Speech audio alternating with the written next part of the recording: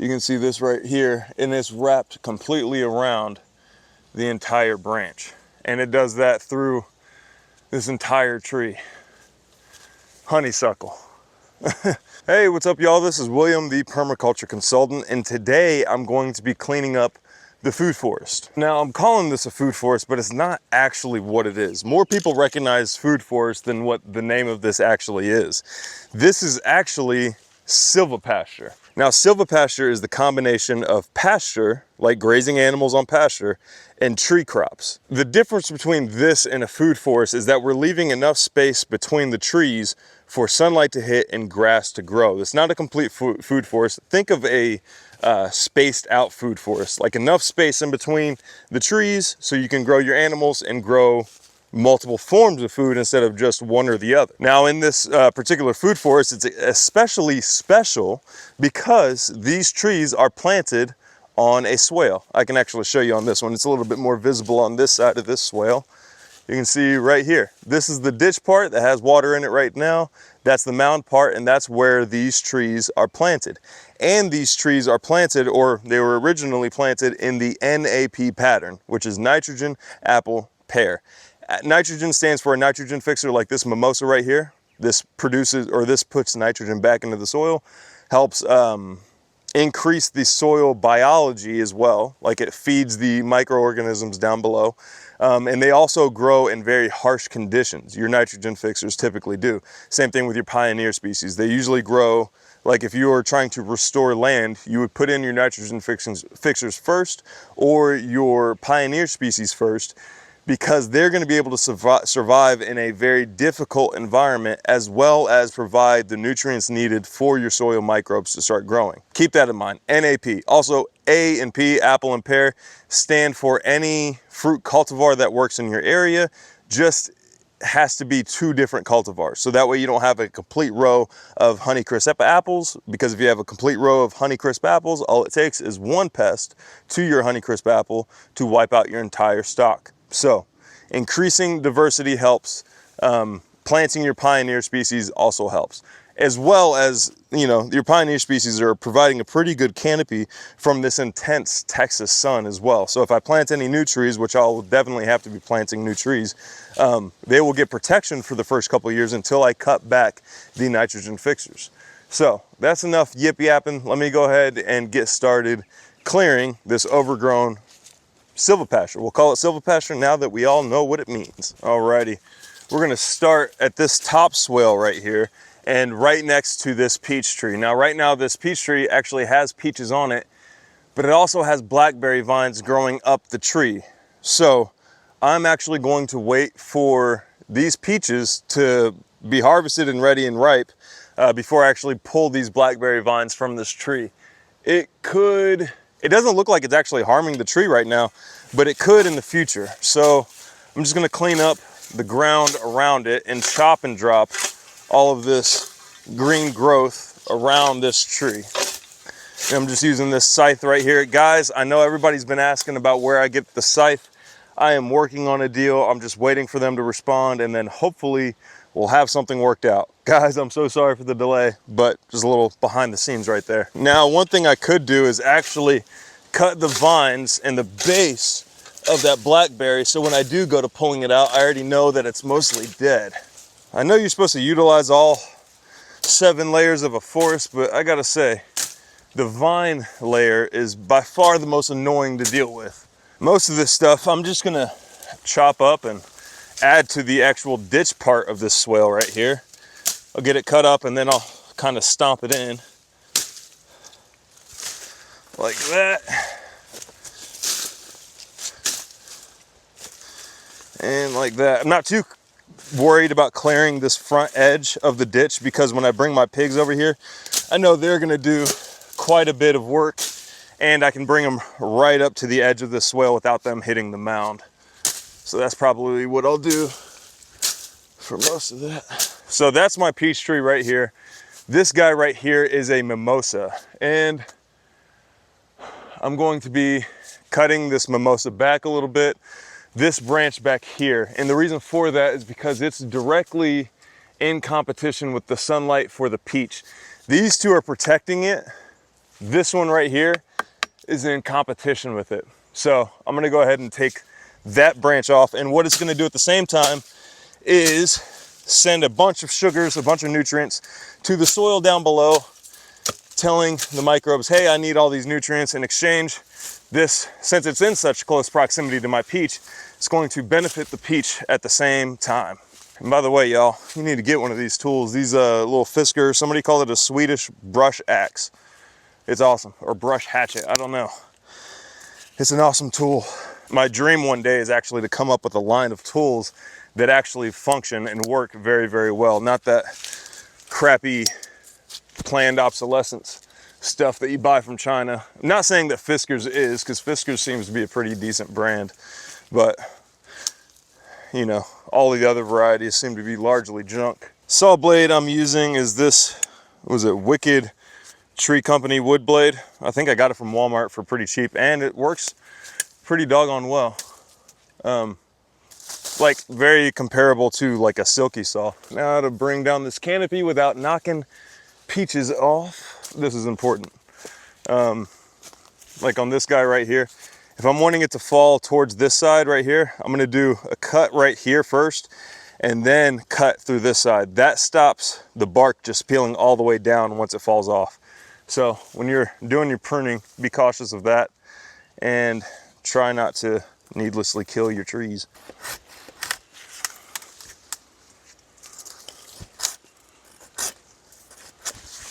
There we go. There's one part.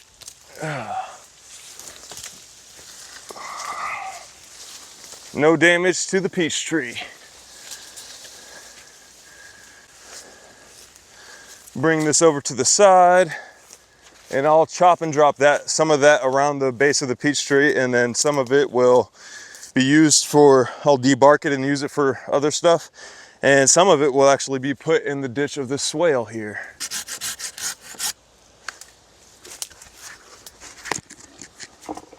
No, I dropped off more peaches. Dang it. By doing all of this, I'm actually doing a few things. I'm opening up the canopy for my preferable trees. I am fertilizing the soil. I'm conditioning the soil because these plants are now putting down sugars and feeding the microbes. With this, I'm going to be mulching my tree right here, just like that. I'm going to be mulching my favorable tree, which is the peach tree right there. And I'm also, in this case, I'm using the main body of these branches, debarking them and using them for other projects. Like I could use them for tomato sticks, like Kenneth Swartz said.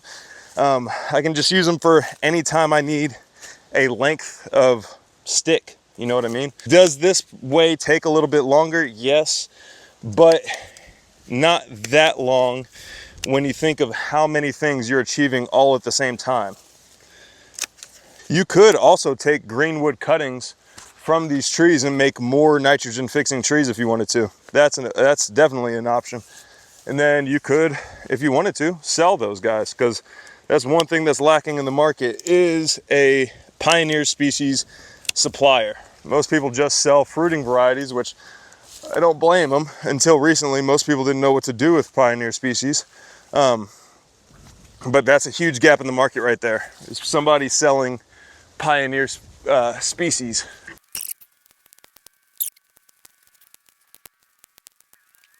And now we're basically just moving on down the swale. Once we get down to the other end, it's gonna require some doggone work because over there is pretty overgrown. It has a bunch of privet growing and stuff like that around the swale. So there's that. Just gonna knock down all this overgrowth, this brush. Now right here, there's actually an apple tree that I'm trying to save. This guy right here is an apple tree and it's completely covered in vines. So we're gonna go ahead and see what I can do to get it cleared up. There is no fruit on here, so I'm not worried about knocking any fruit off. So instead, I'm going to try to clear this thing of any vines. First, I need access to it. There we go. That's apple tree.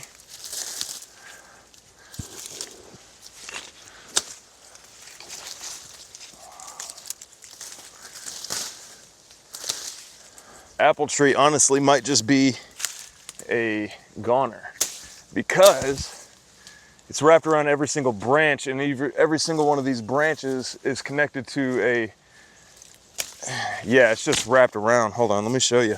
You can see this right here, and it's wrapped completely around the entire branch. And it does that through this entire tree. Honeysuckle. Alrighty, so I'm gonna do the best I can. The apple tree might need to get replaced, which it probably might need to anyway, just because it's leaning so bad this way. I don't know if you guys can tell. It's barely in the ground. So we're gonna do the best we can to try to save it. Now, one thing I did do was chop everything that was down below. All these vines connect to the ground. So if you can kill all those connections and chop all the way around the tree, then you know the vines will eventually die off. They're still gonna be in the tree, but at least it won't be growing, getting bigger, and dragging your tree down as much. So, yeah. I guess what I can do is also try to chop some of it out. I will be losing some of the apple tree, but seems like that's the only way around it.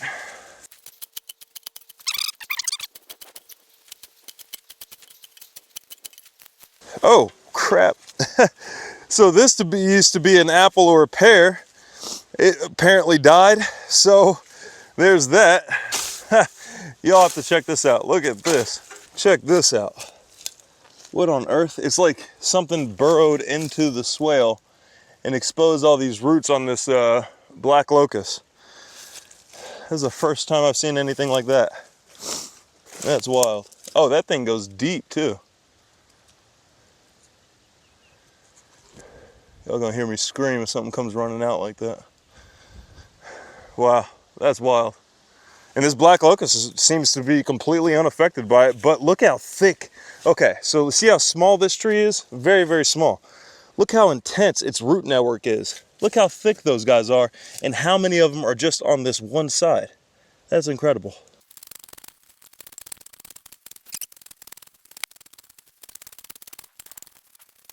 Oh, also, if you didn't know, and you're wondering like, well, why'd you let your orchard get so out of shape?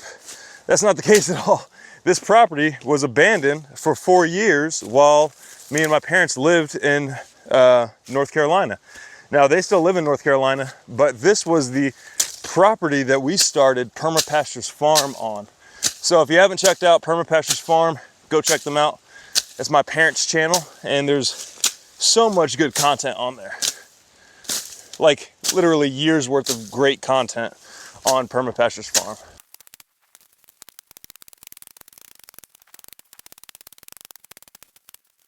Now, when you're chopping and dropping black locust, you definitely want to be careful where you put the branches. Like right here, this is black locust, and I don't want to chop too much of it down because I do want these seed pods. But you do want to be careful where you put the branches, because the branches, I don't know if you guys can see any of those spikes. It's not as bad as honey locust, but it's still not fun to fully grab and not understand that you're grabbing black locust. But black locust is also a nitrogen fixer and is part of that NAP pattern.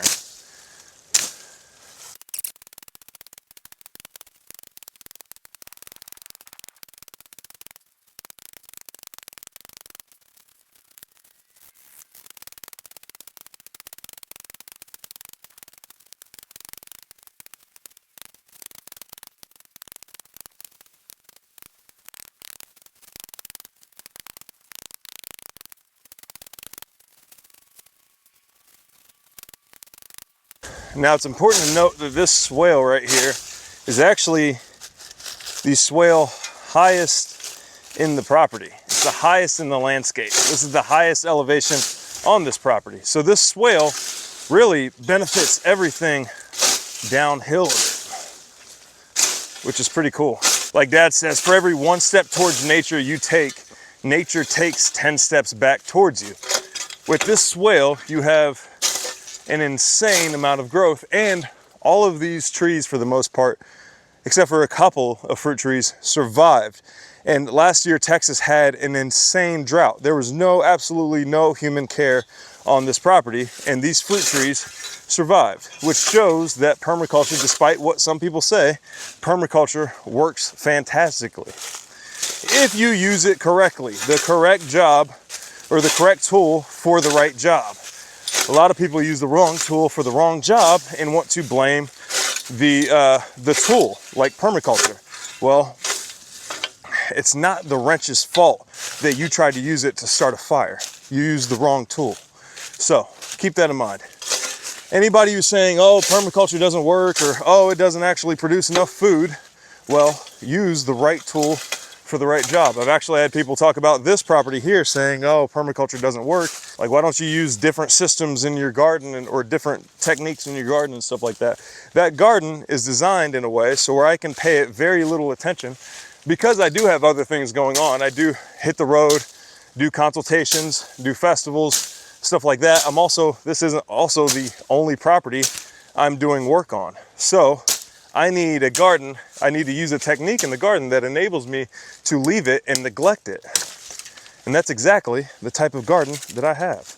Will I get the most amount of food from that garden? No. But it's food that I'm getting without putting in a whole lot of effort or inputs in. Every once in a while, I have to clear the ground cover and trim it back a little bit. But that's way easier for me to do in my situation than for me to come out here and water multiple times a day. Now, I said all that, and I'm using a swale, or I'm using a scythe to clear a swale.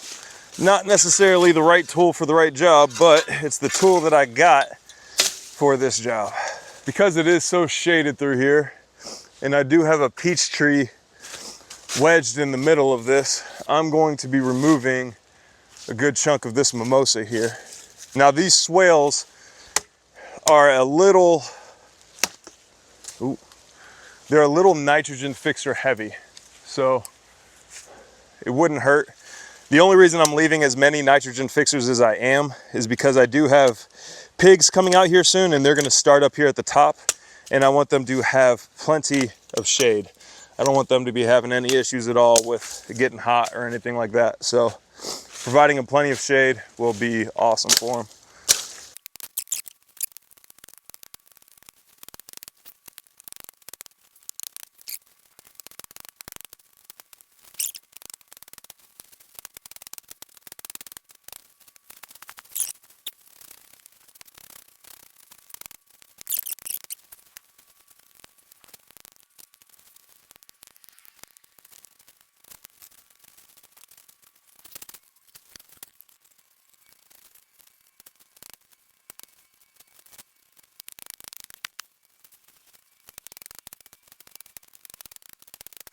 Alrighty, this top swale is done. Now I should also make a note that this is done, like I'm doing this in mid to late spring. So it's not in the middle of summer and it's not during fall. I'm doing this when we have like a lot of rain. The golden rule is to do it when your precipitation is higher than your evaporation. So basically during your rainy season. Don't do it during your dry season, because then you're just gonna kill everything. So let's take a tour now. So this is the one end of the swale. This is where we started. This is our peach tree. You can now clearly see our peach tree, and we still have a few peaches left on this thing. So that's awesome. So that one's there. That's our P. And then our N, well, we have plenty of N's. We have a mimosa there. We have a mimosa right there. We have another mimosa right there.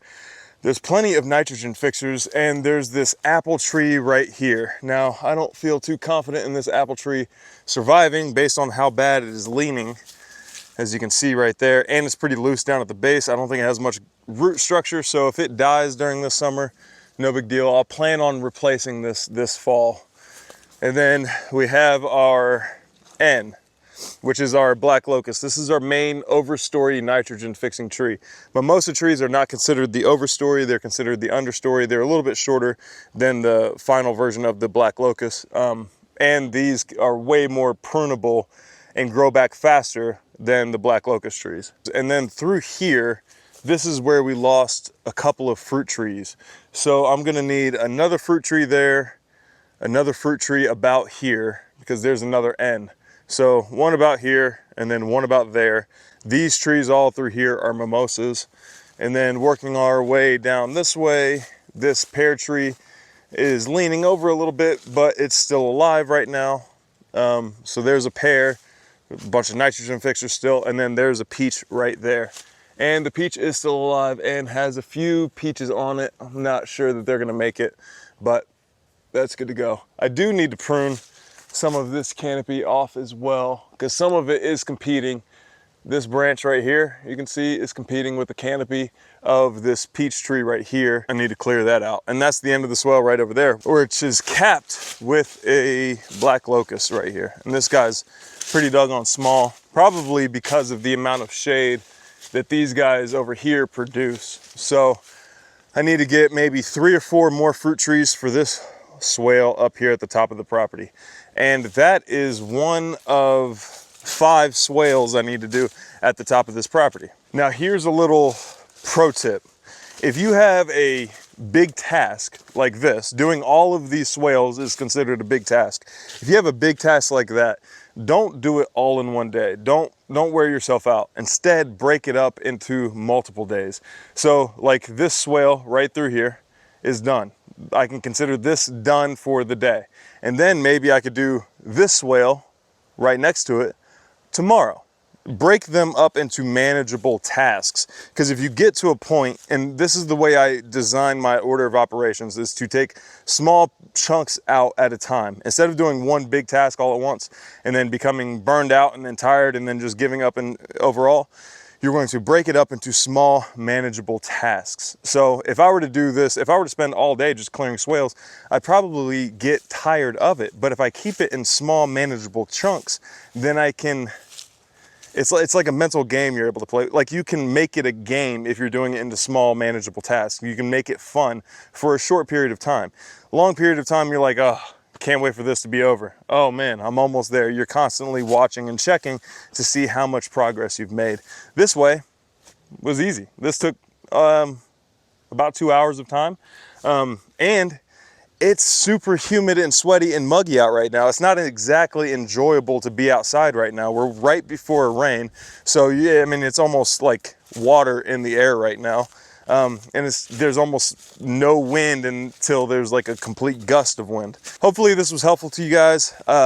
If you guys need any consultations, then hit the links down below. If you have any permaculture Q&A, then leave those questions down below with the hashtag permaculture Q&A at the beginning of your question. That way I don't miss it. And thank you guys so much for watching. I just said that.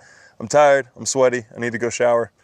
I'll see you next time. Also, cool thing about a black shirt is that you can't see how much I'm sweating. If this was any other color, you'd be thinking, dang, William's gonna die soon.